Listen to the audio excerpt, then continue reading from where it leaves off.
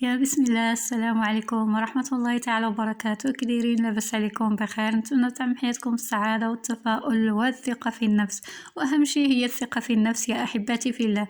إذا اليوم إن شاء الله غادي ندير معكم واحد طرطة أو كيكة المول العجيب، غنديرها بالبرتقال مع الحامض، وكتجي من أروع ما يكون مع كريمة البرتقال بطريقة مميزة ومختلفة. إذا بالنسبة للمكونات كما كتشوفوا عندي 3 الحبات من البيض، عندي قشرة ديال الحامضة وحدة مع قشرة جوج برتقالات، يعني خلطت بين قشر البرتقال وقشر الحامض. وعندي كأس من عصير الحامض، عصرت جوج حامضة جوج برتقالات مع عصير حامضة وحدة، وعمرت كأس كما شفتوا مع كأس من الزيت. وعندي السكر طبعا، وغنحتاج خميرة الحلويات بيكنج باودر وحدة قياس 7 غرام، وكذلك الدقيق حسب الخليط، ورشة ديال الملح ضروري. اذا كناخذ هنا الاناء كما كتشوفوا لي فاش غادي نخدم كيكه سهله ماهله وكتجي من اروع ما يكون. نقولوا طرطه لاني غندير معها كريمه البرتقال بواحد المكون سحري ورائع، كيعطيها واحد المذاق ولا اروع. اذا هنا كما شفتوا درت رشه من الملح، درت كذلك 3 ديال الحبات من البيض، ونتمنى فعلا تجربوها لان فعلا كتجي من اروع ما يكون. والبرتقال دابا راه موجود، يعني خص دائما نستغلوا الاشياء اللي تكون وقتها، ولا نقول اي فاكهه كانت وقتها او الموسم ديالها نحاولوا نستغلوه بكل الطرق. والبرتقال راه مفيد جدا مع الحامض، والكيكه ديالو كتجي من اروع ما يكون، كتعطي واحد المذاق مختلف تماما عن باقي الكيكات. اذا هنا درت هنا 3 البيضات، رشه من الملح، وكذلك 2 معالق ونصف من السكر. عاده كندير 2 معالق كافيين، لكن ضفت داك النصف لانه راني دايره عصير الحامض حتى هو غيبغي السكر. كنخلط هاد المكونات كلهم كما كتشوفوا.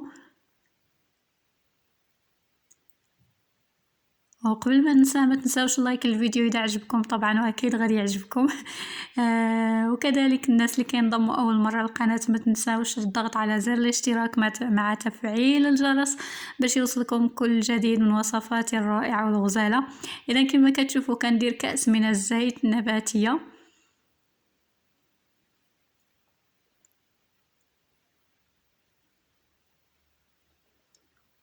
وكذلك غادي نضيف هاد كأس ديال العصير، كما قلت لكم خليط بين عصير حامض وعصير برتقال، عصير حامضة وحدة وعصير 2 برتقالات، وعمرت كأس، يعني عصرت هادو كاملين وعمرت هكا كأس.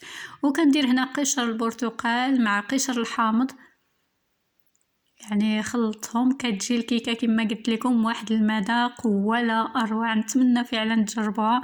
المذاق طبعا كما كنقول دائما المذاق ماما مية، اقولها وبكل ثقه في النفس.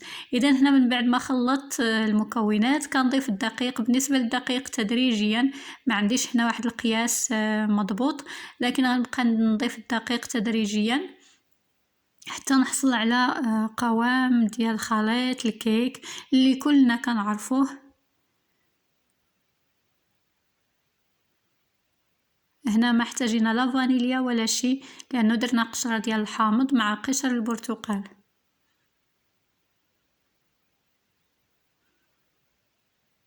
اذا غنضيف كذلك نسبه من الدقيق.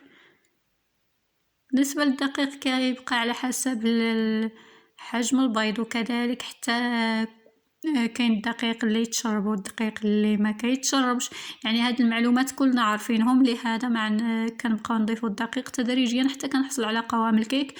وهنا ضفت كذلك داك الساشي ديال خميرة الحلويات او البيكنج باودر قياس 7 غرام، وغنخلط كلشي هاد المكونات حتى يمتزجوا. ومن بعد غادي نجيب القالب ديال الكيك او داك المول العجيب، فيه غادي ندير هاد الخليط. اذا كما كتشوفوا هذا هو القوام ديال الكيك ديالي ديال الخليط، كما كتشوفوا لازم يكون على هاد الشكل.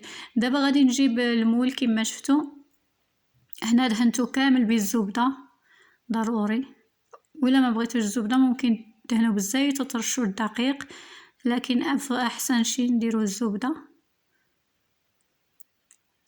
وهنا غادي نفرغ فيه هذا الخليط، وطبعا الفرن راه سخون.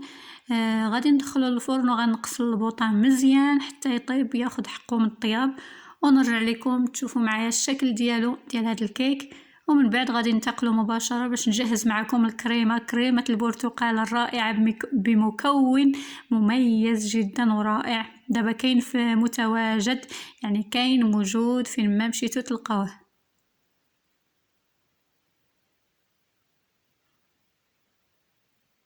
اذا ضروري كنضربها شويه مع سطح العمل كما كتشوفوا،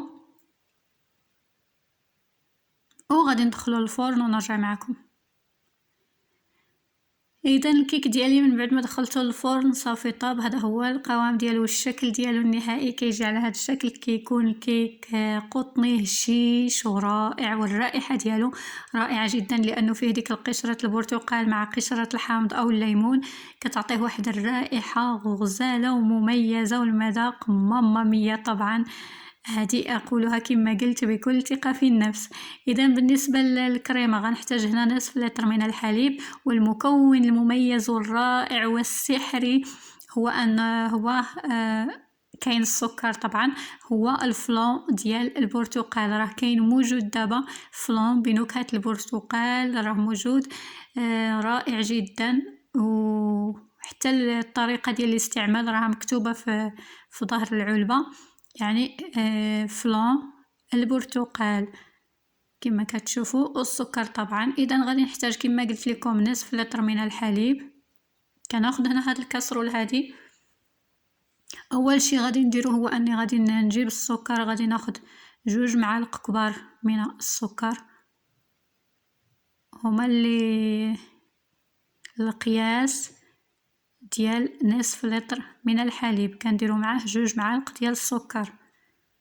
وكذلك غادي نجيب هاد الساشي ديال الفلون بنكهة البرتقال، صدقوني رائع جدا، غير قلبوا عليه راه مميز وكيعطي واحد مش غنقول لكم واحد النكهة من اروع ما يكون.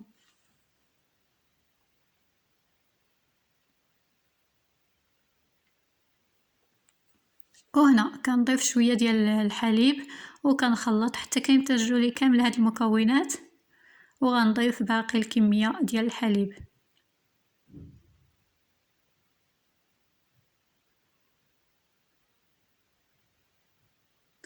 النسمه ديالو كتجي غزاله، هذا الفلون هذا غزال مميز وبنين وفيه النسمه ديال البرتقال مركزه، يعني رائع جدا ومميز. وكذلك هنا في هذه المرحله غادي نضيف معلقه ديال دقيق او النشا، الا ما كاينش النشا ديروا دقيق الفورس كما شفتوا، ملعقه كبيره ممتلئه ديال الدقيق. وكنخلط كل شيء هاد المكونات، وغادي ندير الخليط ديالي فوق النار على نار متوسطه مع الاستمرار في التحريك حتى نحصل على واحد القوام ما يكونش عاقد بزاف وما يكونش جاري، المهم يكون بحال متماسك قليلا. نرجعوا فوق، نديروا فوق النار على نار متوسطه ونرجع معكم. اذا هذه هي الكريمه ديالي من بعد ما وجدات، كريمه ديال البرتقال. كذلك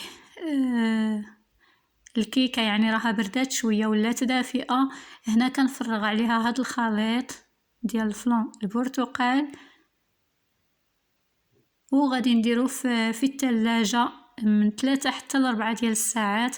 قد ما بقى في الثلاجه يبرد كيتماسك اكثر وكيجي المذاق ديالو رائع.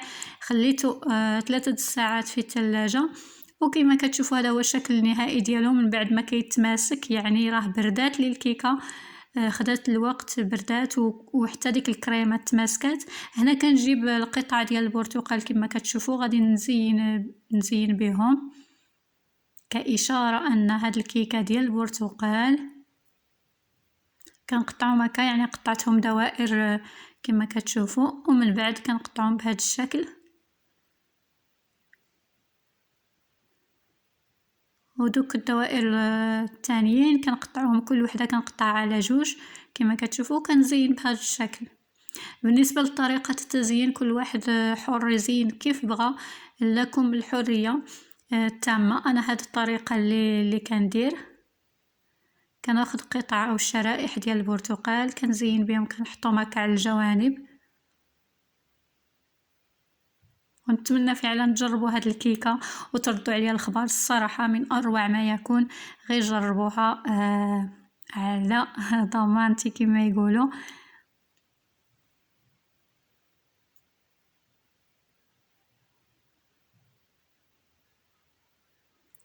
وهنا كندير كذلك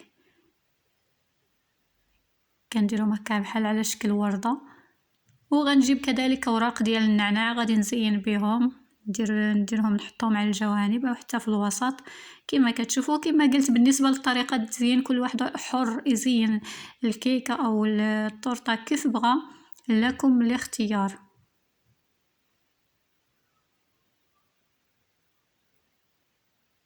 إذا كما كتشوفوا هذه هي الكيكة ديال مع الكريمة ديال البرتقال، كتجي من أروع ما يكون. كيكة البرتقال مع كريمة البرتقال كتجي رائعة جدا، منعشة وصحية ورائعة جدا، كتشهي. نتمنى فعلا تجربوها. ممكن توجدوها هكا الفطور او السحور، يعني كتجي من اروع ما يكون، منعشة ولذيذة بكل ما للكلمة من معنى. المذاق ديالها طبعا ماما مية. وغادي نقطع لكم واحد المورصو باش تشوفوا معايا القوام ديالها كيفاش كيجي رائع جدا.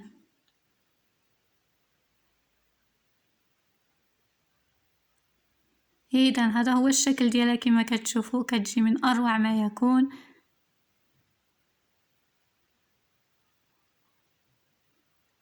وضروري غادي كنقدموها هكا في طبيصلات صغار، كل واحد يقطع مرصو ديالو في الطبيصله ديالو مع شريحه من البرتقال، كيجي من اروع ما يكون. وطبعا واحد الرائحه ديال البرتقال مركزه طالعه، يعني من اروع ما يكون. نتمنى فعلا تجربوها وتردوا عليا الخبر.